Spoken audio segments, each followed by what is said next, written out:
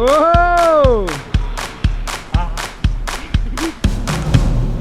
Today we're talking about Kimberley. Not a who, more of a where. The town of Kimberley, British Columbia, about 7,000 in population, is one of the cutest places I've ever seen. I can't wait to show it to you, so let's run that intro!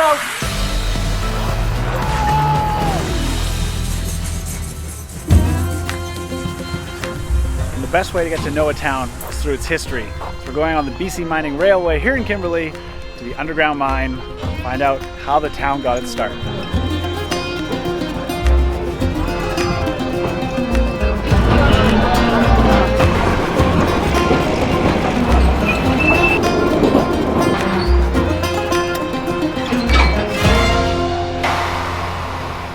A little history on the mine. It was discovered in 1892, went in production in 1898, and we shut the doors here in the year 2001.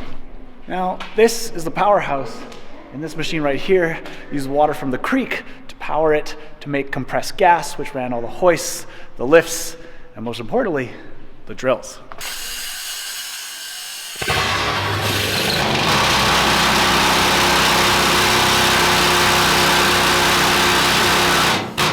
You see, the mine here is part of their heritage. That's how it all started.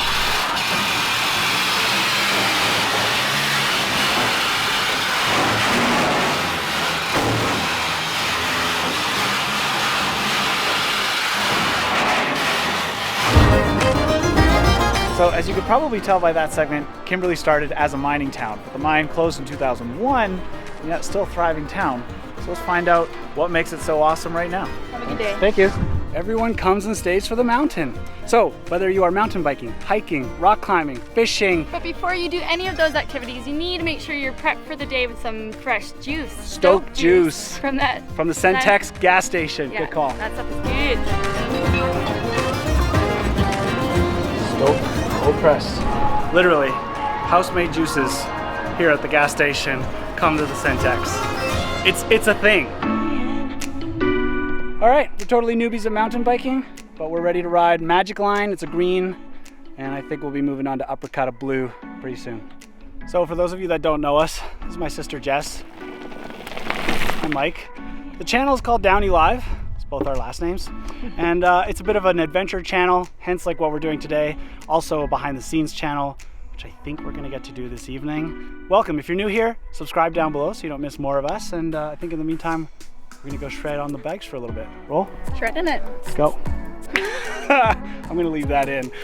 Oh no! Oh no, that was bad.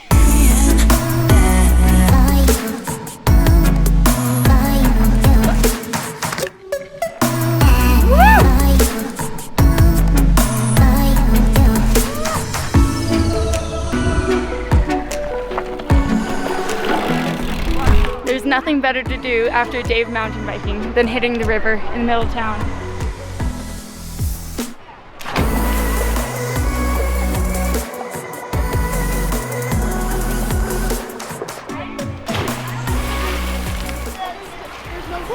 That is not deep enough to be jumping. It's really refreshing though. Yeah, for kids it's fun.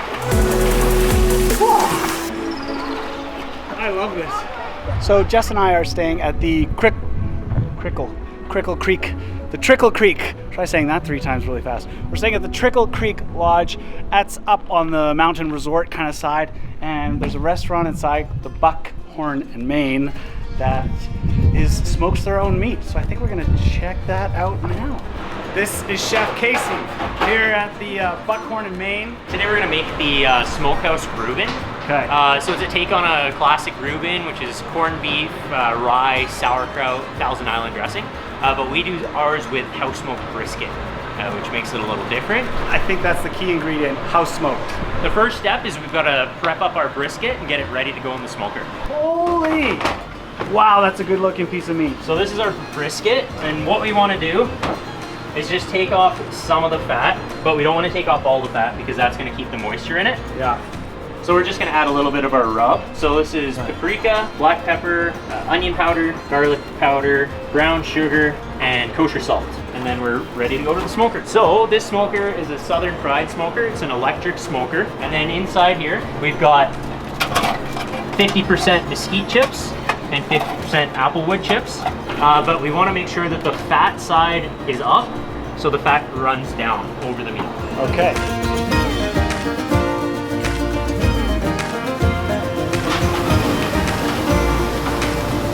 Add our brisket, top it with Swiss cheese. So our slaw, we use a honey Dijon vinaigrette, and just add a little carrot and celery or cucumber in there, and then we're just gonna give it a drizzle of the Thousand Island. Get our top slice on there, and this is our smokehouse Reuben. That looks amazing, Casey. Yeah, thanks. Well, just because we've had dinner does not mean the night is over. Time to cruise the market.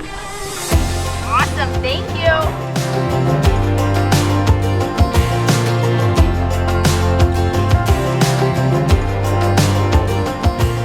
So the market happens Thursday nights, 5:30 to 7:30, pretty much all through the summer. So come check this out. You know, if you like farmers markets, which I do. Bohemian spirits here. They distill right in town. Kimberley's got everything, I'm learning.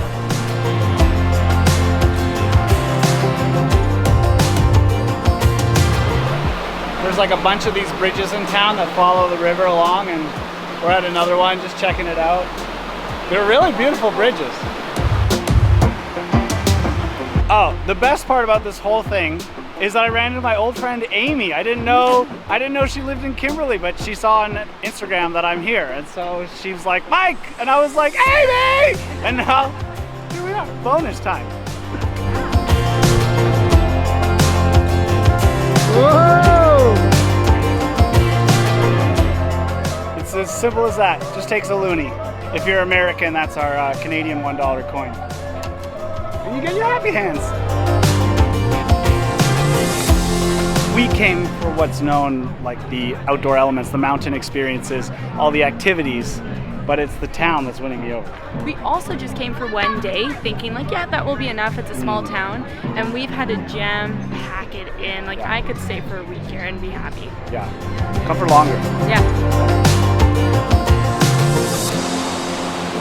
I think what I like about Kimberley, I know it's a little loud because of the waterfall, but this is such a peaceful spot.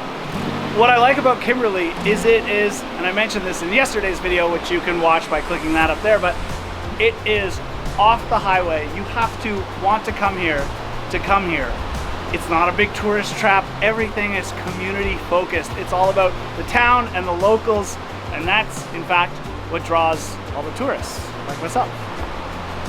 I mean, I'm trying to tell you should come see it because it's so great, but at the same time, I really want it to stay the way it is. You can't stop things, they're gonna change. So maybe just come see it before it does.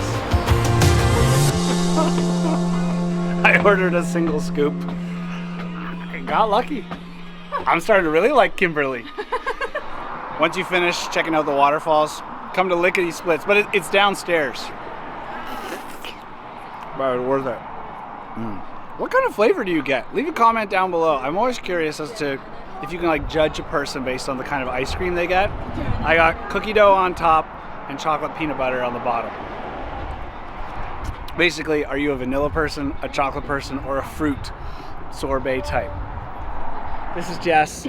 I'm her brother Mike. The channel's DownieLive. If you liked what you saw today, trust me, there's plenty more of this. So subscribe down below because we don't know where we're going next, but we know we want you there with us. And until then, see ya.